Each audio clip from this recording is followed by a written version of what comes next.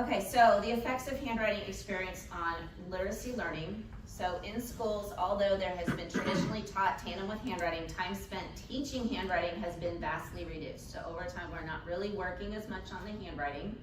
I don't know if you've seen any olden movies with the lady that was teaching on the chalkboard, and she was, you know, back when I was in school, my parents were in school, there were penmanship awards. Like, you had to have very neat handwriting.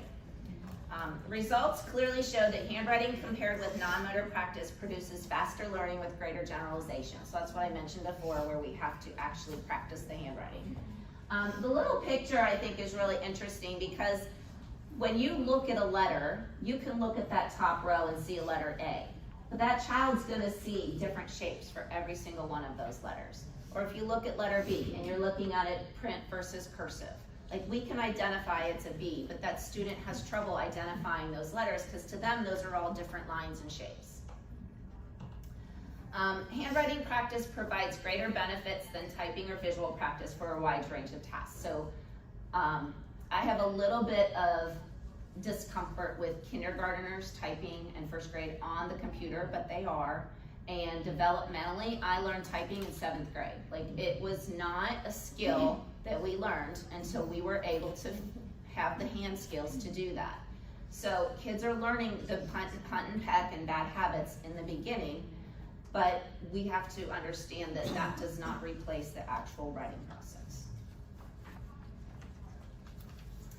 By the time children reach 8 to 10 years old, their handwriting should be automatic, organized, and available as a tool to facilitate the development of ideas.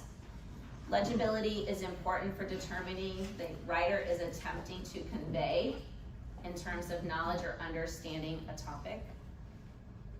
And studies indicate that handwriting difficulties, specifically the inability to produce legible letters automatically and effortlessly at appropriate speed, is an indication that the child is at risk for developing inadequate composition skills.